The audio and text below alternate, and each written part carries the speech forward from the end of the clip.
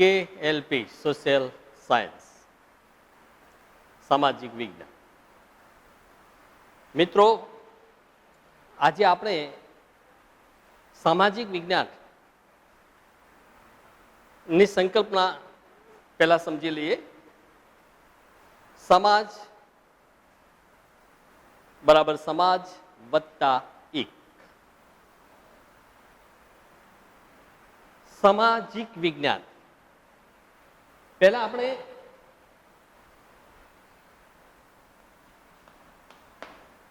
સમાજ કોને કહેવાય? માનવીની આંતરક્રિયા દ્વારા સાતત્ય ધરાવતી અને પરિવર્તન પામતી જે સામાજિક વ્યવસ્થા વિકસાવે તેને સમાજ કહેવાય. બેકર. ઇતિહાસકારો અને સમાજશાસ્ત્રીઓ સમાજની અનેક વ્યાખ્યાઓ આપી છે. એમાંની એક બીજી વાક્ય આપણે લઈશું. સમાજ એ સામાજિક સંબંધોનું એવું જટિલ ગુંફન છે કે જેના દ્વારા સામાજિક સંબંધો માનવી અન્ય માનવીઓ સાથે પરસ્પર સંકળાયેલો રહે છે. સામાજિક વિજ્ઞાન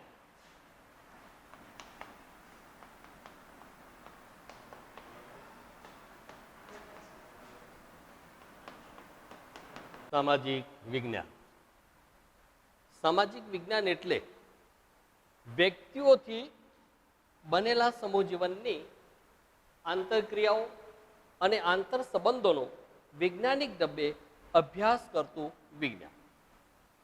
આમ વ્યક્તિઓથી બનેલા સમૂહ જીવનની આંતરક્રિયાઓ આંતર સંબંધોનું વ્યવસ્થિત જ્ઞાન એટલે સામાજિક વિજ્ઞાન.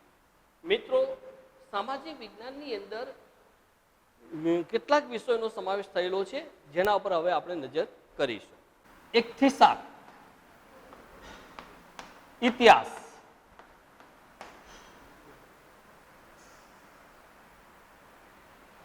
ભારતનો વારસો,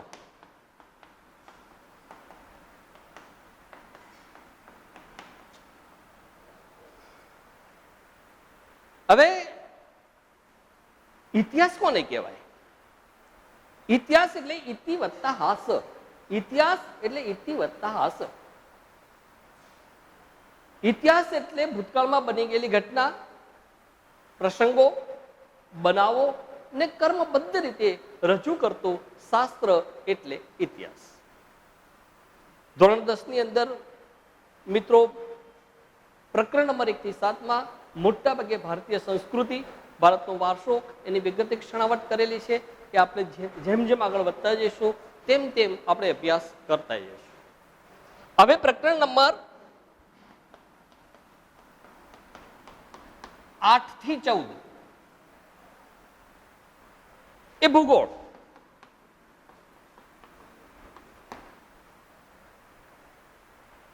ભૂગોળ વિશે થોડી સંકલ્પના સામાન્ય એક જ કે ભૂ એટલે ભૂમિ પ્લસ ગોળ. આપણે દરેકને ખ્યાલ જ છે કે પૃથ્વી ગોળ છે.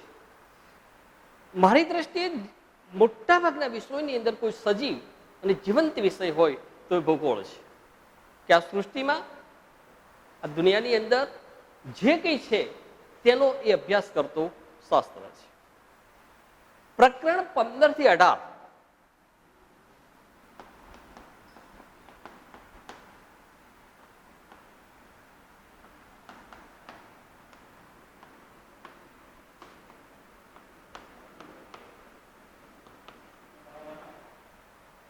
પ્રકરણ 15 થી 18 અર્થશાસ્ત્ર. તો આપણે પહેલા અર્થશાસ્ત્રની થોડી સંકલ્પના જોઈ લઈએ. અર્થ વત્તા શાસ્ત્ર. અર્થ એટલે નાણું. નાણાંનું પદ્ધતિસર જ્ઞાન આપતું શાસ્ત્ર એટલે અર્થશાસ્ત્ર. મિત્રો, તમે આગળ જશો ને કોલેજ કક્ષાએ ત્યારે મોટા ભાગે ઇકોનોમિક્સ જેને અંગ્રેજીમાં કહે છે, પરંતુ ઇકોનોમિક્સ જે સ્ટુડન્ટ રાખે છે એને ટૂંકમાં ઇકો સ્ટુડન્ટ કહીએ છીએ. અને આજે તમે જો આપણે ભારતની જે પર્વતમાન સમય જે ચાલી રહ્યો છે એની અંદર ભારતનું જે અર્થતંત્ર જે છે એ ખૂબ જ ગેબ અનુભવે છે. જે દેશનું અર્થ નાણું મજબૂત હશે એ દેશ વિકાસની દ્રષ્ટિએ ચોક્કસ વિશ્વની અંદર આગળ હશે. ઉદાહરણ તરીકે તમે જુઓ ડોલર, રૂપિયાની દ્રષ્ટિએ વિચારો, $1 ખરીદવા માટે આપણે કેટલા રૂપિયા ખર્ચવા પડે છે. કદાચ આજે લગભગ 70 રૂપિયાના અનુસંધાનમાં હશે. હવે આપણે પ્રકરણ નંબર 19 થી 21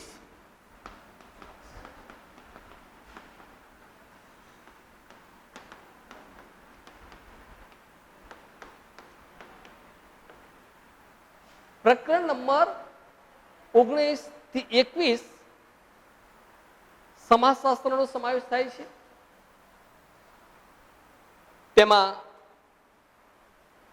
માનવીનો વિકાસ, સામાજિક સમસ્યાઓ, સામાજિક પરિવર્તન ની વાતો કરેલી છે. એટલે એને આપણે સમાજ શાસ્ત્રમાં એનો સમાવેશ કરીશું. તો આમ જનરલ આપણે ધોરણ 10 નું SS એટલે કે સામાજિક વિજ્ઞાનનું જે પાઠ્યપુસ્તક છે તેના ઉપર આપણે એક દ્રષ્ટિ પ્રાપ્ત કર્યું કે પ્રકરણ 1 થી 21 શાનો સમાવેશ થયેલો છે. હવે મિત્રો આપણે વિષય વસ્તુમાં પ્રવેશ કરીશું. પ્રકરણ નંબર 1, ભારતનો વારસો.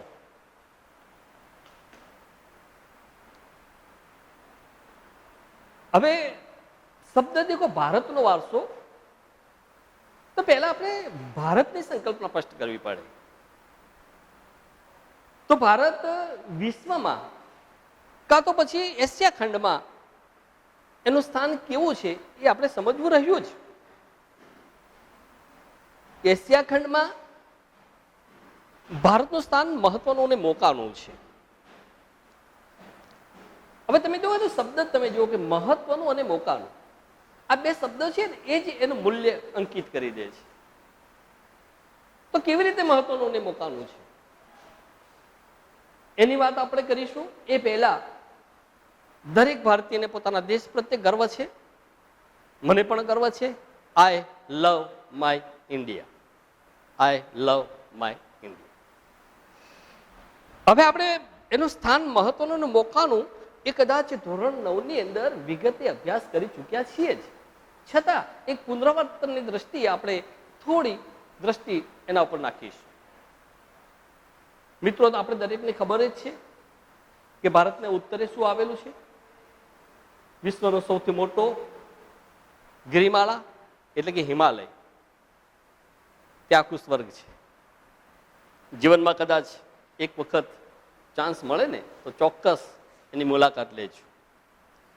દક્ષિણે તો દક્ષિણે હિન્દ મહાસાગર આવેલો છે.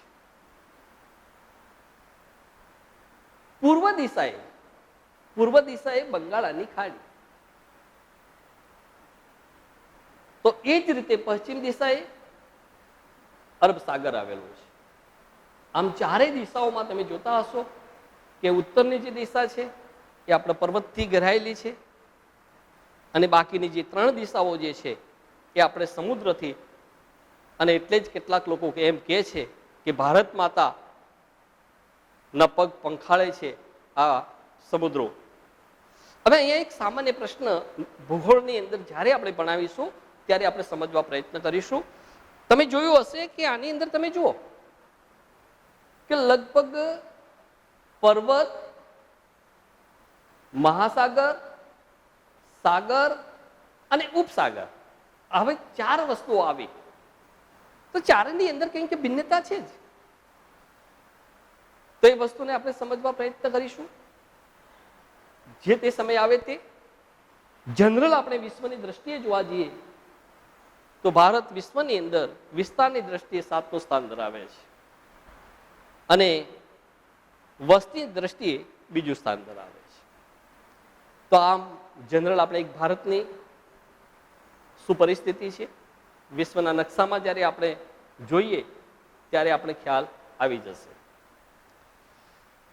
મિત્રો, હવે આપણે મિત્રો વારસો કોને કહીશું એ વિસ્તારીશું. વારસો એટલે અંગ્રેજીમાં એને હેરિટેજ કહે છે. વારસો એટલે શું? પહેલા એની સંકલ્પના સ્પષ્ટ કરી લઈએ. સંસ્કૃતિની, આને હું હાઇલાઇટ કરું છું, અનેકવિધ બાબતો એક પેઢી પોતાની અનુગામી પેઢી ને શીખવે કે મેળવેલ બાબતો તેમાં ઉમેરે છે અને વળી એ પેઢી પોતાની અનુગામી પેઢીને વધુ શીખવે અને આપે છે. આમ ટૂંકમાં કહેવા જઈએ તો પેઢી દર પેઢી જે કાંઈ આપણને મળે છે તેને વારસો કહેવામાં આવે છે. મિત્રો, વારસાની સંકલ્પના સ્પષ્ટ કરતા તમે જોતા હશો કે શરૂઆતના તબક્કાની અંદર સંસ્કૃતિ શબ્દ આવે. હવે આજે આપણા દેશની અંદર એક એવી પ્રકૃતિ લોકોની બની ગઈ છે કે જ્યાં જુઓ ત્યાં દરેક વ્યક્તિ જે છે એ માત્ર સંસ્કૃતિની વાતો કરે છે, પરંતુ સંસ્કૃતિની સંકલ્પના સ્પષ્ટ કરતા નથી. હું તમને એમ કહી શકું, 3 શબ્દો તમને આપું: સંસ્કૃતિ, પ્રકૃતિ અને વિકૃતિ. શરૂઆતના તબક્કાની અંદર જ્યારે માનવ જીવનની વાત હતી ત્યારે તમે જોતા હશો કે માત્ર ને માત્ર પ્રકૃતિ હતી. અને આ પ્રકૃતિની અંદર આ જ્યારે માનવની જ્યારે વિકૃતિ ઉમેરાઈ ત્યારે તમે જુઓ આજે ચારે બાજુ જે વાતાવરણ છે એની અંદર કંઈક ચેન્જ આપતો જાય છે. તો હવે આપણે સંસ્કૃતિની વ્યાખ્યા, સંસ્કૃતિ એટલે શું, ટૂંકમાં જ આપણે સમજવા પ્રયત્ન કરીશું. સંસ્કૃતિ એટલે જીવન જીવવાની રીત. જીવન કેટલું જીવે ને મહત્વનું નથી, પરંતુ જીવન કેવી રીતે જીવવું એ મહત્વનું છે. The way of life, the way of life, the way of life. બીજા શબ્દોમાં કહીએ તો માનવ મનનું ખેડા. માનવ મનનું ખેડા. આ મિત્રો વાત છે ને એ જ્યારે આદિ માનવ, જેને આપણે કપી માનવ કહેતા હતા, શરૂઆતમાં એ ભટકતું જીવન જીવતો હતો, જંગલી અવસ્થાની અંદર હતો, માત્ર ને માત્ર એને મસસ પાવર્સની અંદર જ અને એક જ એના દિલો દિમાગની અંદર કોઈ વસ્તુ હોય તો ભૂખ.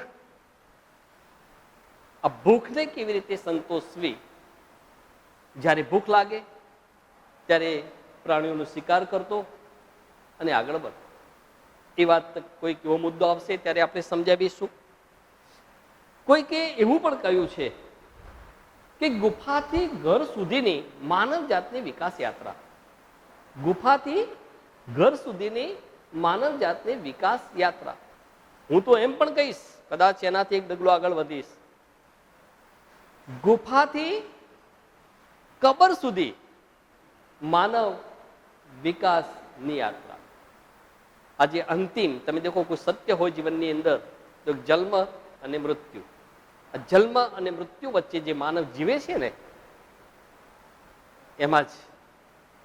તો એ રીતે આપણે સંસ્કૃતિની વ્યાખ્યાની સમજ કેળવી. ટૂંકમાં સંસ્કૃતિ એટલે માનવ મનનું ખેડાણ, આચાર, વિચાર,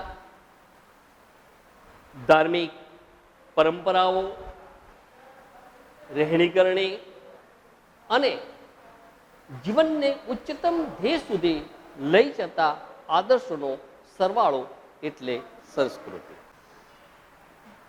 ફરી આપણે સંસ્કૃતિની વ્યાખ્યા સ્પષ્ટ કરી લઈએ. સંસ્કૃતિ એટલે માનવ મનનું ખેડાણ અને તેમાં માનવ સમાજની ટેવો. મિત્રો જોજો, એક એક શબ્દ આમાં વિચારવા જેવો છે. ટેવો. હવે ટેવોમાં આપણે જોતા હશો કે સારી પણ હોય છે અને ખરાબ પણ હોય છે. મૂલ્યો, ખૂબ જ આ મૂલ્યોનું મૂલ્ય જ અલગ છે. આચાર વિચાર, ધાર્મિક પરંપરાઓ, રહેણી કરણી, આ જે જીવનને ઉચ્ચતમ ધ્યેય સુધી લઈ જતા આદર્શો છે માણસને. અને આ આદર્શો સાથે જો આગળ વધે ને તો ચોક્કસ એ સંસ્કૃતિનું નિર્માણ કરી શકે. તો એ રીતે આ વાક્યને તમે કંઠસ્થ કરી લેજો. હવે આજના સંદર્ભની અંદર જોવા જઈએ તો ઇતિહાસમાં સંસ્કૃતિ શબ્દ વિશિષ્ટ અર્થમાં વપરાયેલો છે. તેમાં શિક્ષણ,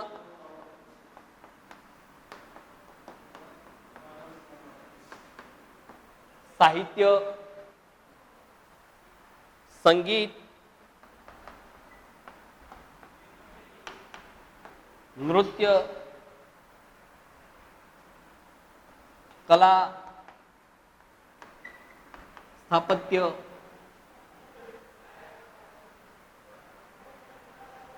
અને ચિત્રકલા, અનેક સંસ્થાઓ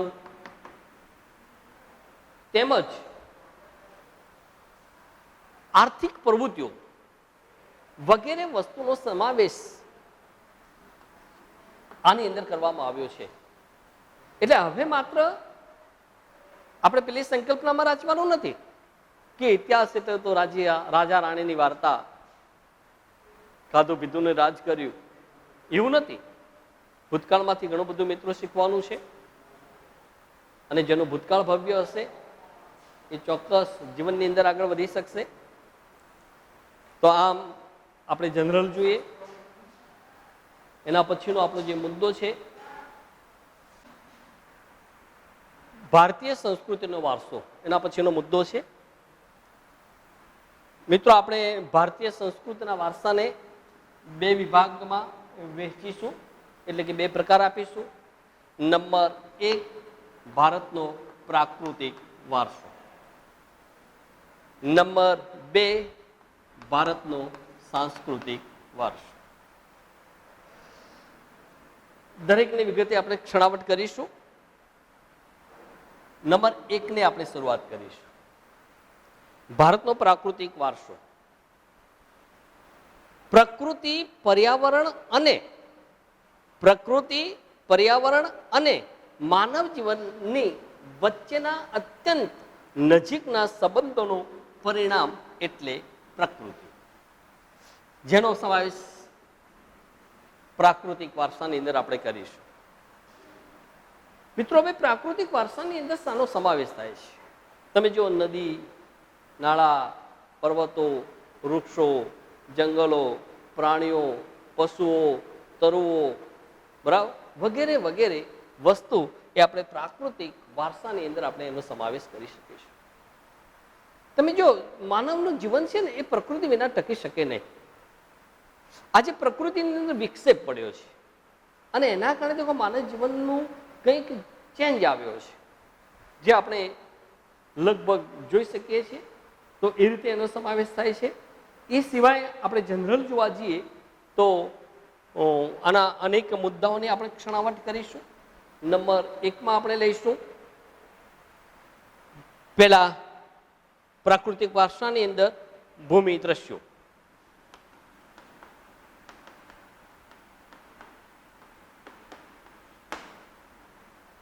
એટલે ટૂંકમાં આપણે એને કહીશું ભૂમિ આકારો. તમે જુઓ મિત્રો, જ્યાં તમે નજર કરશો ને, માનો કે આપણે પાલનપુરના વતની છીએ, તો પાલનપુરની ચારે બાજુ તમે નજર કરશો તો લગભગ વસ્તીથી ભરચક વિસ્તાર જોવા મળશે. તમે દાતા વિસ્તાર બાજુ, અંબાજી બાજુ જશો તો ત્યાં પર્વતોની કંઈક હારમાળા જોવા મળશે. તમે કદાચ દિશાથી પેલી બાજુ જશો તો તમને ત્યાં કદાચ એવો અહેસાસ થશે કે ત્યાં રણ અને રેતી જ છે. અને જો આપણે ઉત્તરે જઈશું ને તો મહા હિમાલયના આપણે દર્શન થાય છે. તો આમ જનરલ જોવા જઈએ તો મોટામાં મોટું કોઈ આપણે ભૂમિ દૃશ્યનું કોઈ ઉદાહરણ આપવું હોય ને તો આપણે એ હિમાલયનું આપી શકાય.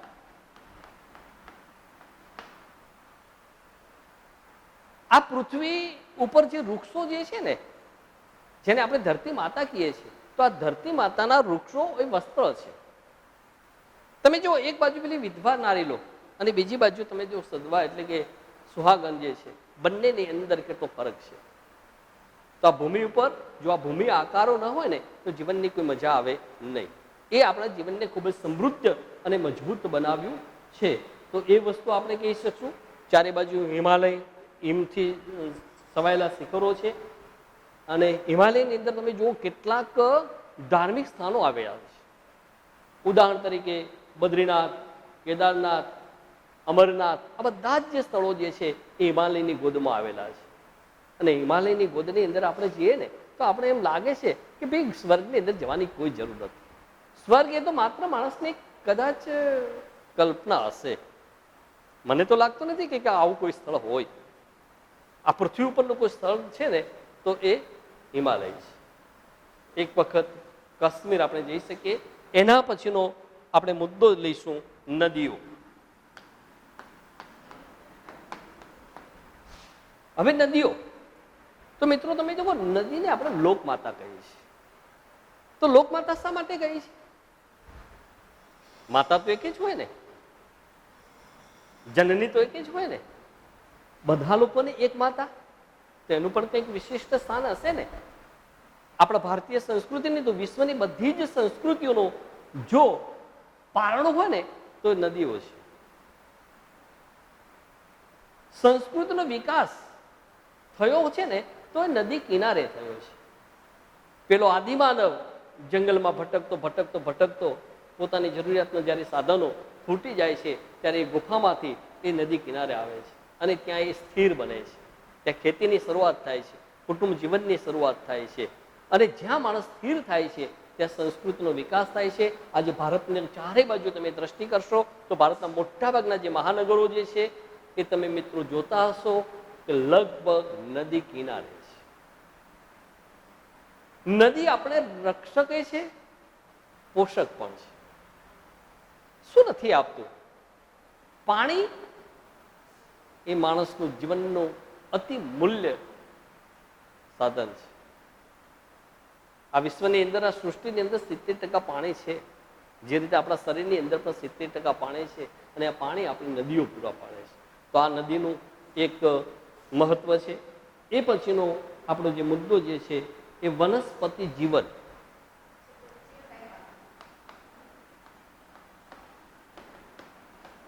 પૂરું થયું એ તો કરી દઈએ.